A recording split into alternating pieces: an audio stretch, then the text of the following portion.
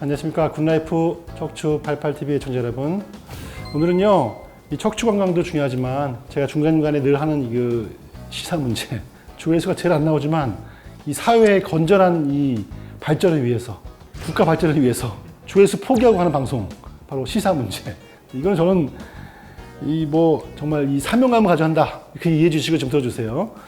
역시 뉴스에 나온 게 정말 충격이었어요. 충격. 나라가 정말 어떻게 되려고 하는 건지 착잡하더라고요. 의대 초등반, 초등학생 의대 입시반. 이게 지금 강남 그 파락군에서 이게 지금 성행하고 있대요. 심지어 이 의대 입학 초등반에 가려면은 치열한 레벨 테스트를 또 받아야 한다. 3, 4학년 되나요? 4, 5학년 되나? 이때부터 애들은 의대를 가기 위해서 적게는 6년, 많게는 7, 8년, 8, 9년 동안 의대에 들어가기 위한 입시 공부하는 거잖아요. 너무 이해가 안 가는 거예요. 너 의사가 된 놈의 시기 뭐 배분 소리 하냐? 뭐 그럴 수 있어요. 그런데 이게 얼마나 그 아이들한테 인생을 망치는지만 제가 설명을 드리고 싶어요.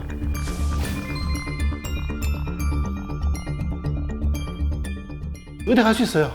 네, 의대 갈 수는 있어요. 제가 보기에는. 근데 그 의대에 갔을 때 아이들의 앞으로의 저는 그 삶이 너무 명확하게 보이기 때문에 그거 말씀드리겠습니다. 첫 번째, 저 지금 의대 가면 못 가요. 저는 의대 정문도 못 들어가요. 이거는 지금 저는 시대를 타고난 사람이에요. 시대를 타고난 사람.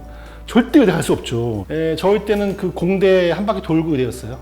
전기전자공학과, 컴퓨터공학과가 거의 탑이었고, 그 다음에 뭐 법대 그랬었지. 의대는 그렇게 하이엔드에서 약간 좀 밑에였거든요. 저는 이제 어떻게 갔냐? 저는 공대였어요. 저희 외가가 전부 다 과학자 집안. 저희 그 외삼촌들이 세계적인 물리학자, 포항공대 초대 총장 설립하신 김호규 박사님이 저 외삼촌이거든요. 우리 어머니 오빠. 얼마나 유명해요. 포항공대를 설립하신 분이니까. 세계적인 핵물리학자거든요. 세계 핵물리학자.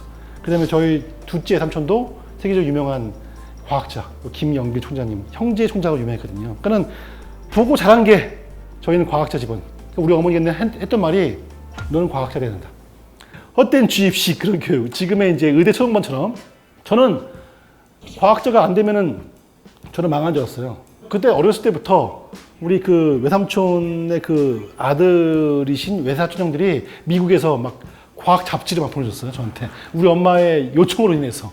영어가 써있는 과학 잡지를 막 읽지부터 본 거지. 하면서 저는 막 했는데 와, 이게 중학교, 고등학교 가면서 미치겠는 거예요. 물리학이 저 너무 싫어요, 물리가. 수학이 너무 싫은 거예요, 수학이. 어떻게 해보겠는데 미적분. 이 미적분에서 막히기 시작하면서 와, 나 돌겠는 거예요. 근데 무조건 제가 가고자 하는 그 물리학이라든지 이 기초과학 하려면은 수학과 기초과학은 물리학은 이거는 필수예요, 수학은요. 근데 그때 저한테 몰려드는 이 압박감, 저는 이미 알았어요. 물리학과, 수학과, 통계학은 나한테는 절대로 안 맞는 과목을 알았어요. 제가 재밌는 과목은 그나마 화학이었어요. 화학이랑 그 다음에 생물, 바이오 케미스트리하고 생물은 좀 재밌더라고요. 근데 도저히 안 되는 거예요, 이거는. 근데 가야 되려면은 한 거죠. 어떻게 했어요? 입시 실패. 재수하면서도 역시 저는 무조건 또 과학을 해야 되기 때문에 그 암울한 이 생각 있죠. 나는 갈 수 없을 것 같아요. 3수, 4수는 정말 이건 뽑아놓은 당상이었어요. 물리학이랑 수학 못하니까. 그때 우리 어머니가 저한테 재수하는 그 중간에 야, 너 안 되겠다. 내가 보기엔 안 되겠다. 그냥 수능 1차 보고 점수 가지고 특차로 의대를 뽑는다 했었어요. 그래서 의대라도 가라. 그래서 의대가 뭐지? 간 거예요. 갔는데 결과적으로는 너무 재밌는 거예요. 의대를 가보니까 너무 재밌었어요. 무슨 말이냐? 전 돌고 돌아서 재수할 때 찾은 게 의대였거든요. 그런데 초등학생들이 어떻게 처음부터 의대를 진로를 정하고 가겠냐는 거죠.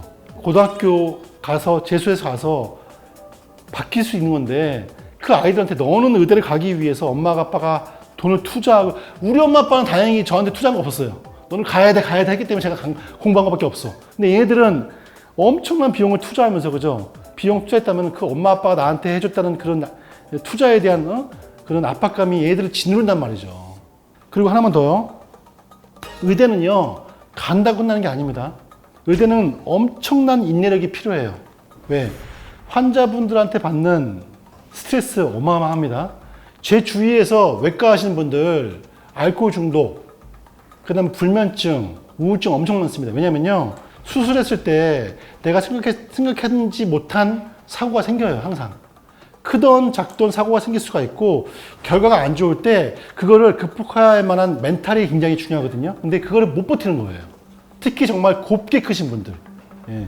정말 귀하게 크신 그 분들이 그걸 못 이겨요. 그래가지고 알코올 중독, 마약, 그 유혹에 빠져드는 겁니다. 그 다음에 여러 가지 좀 잘못된 성문화, 이런 분들 엄청 많아요. 의대를 간다고 하는 것이 아니다. 그 사람들은 그 어마어마한 압박감이라든지 그런 멘탈을 기르기 위해서는 어렸을 때부터 스포츠도 많이 하고 이런저런 경험 많이 해봐야 되는데, 오로지 어렸을 때부터 먹고 자고 일어나서 의대 공부 가면 뭐예요? 따라서 그 아이를 의사를 만드는 것에 목적을 두면 안 되고, 건전한 의사, 그죠? 훌륭한 의사가 되기 위해서 다양한 경험을 쌓게 하는 게 중요하다. 의대를 보내고 싶어요? 보내라고. 그런데 어떻게 초등학생 때부터 의대만 만드냐고요. 자, 의사는요, 말을 잘해야 돼요. 말을.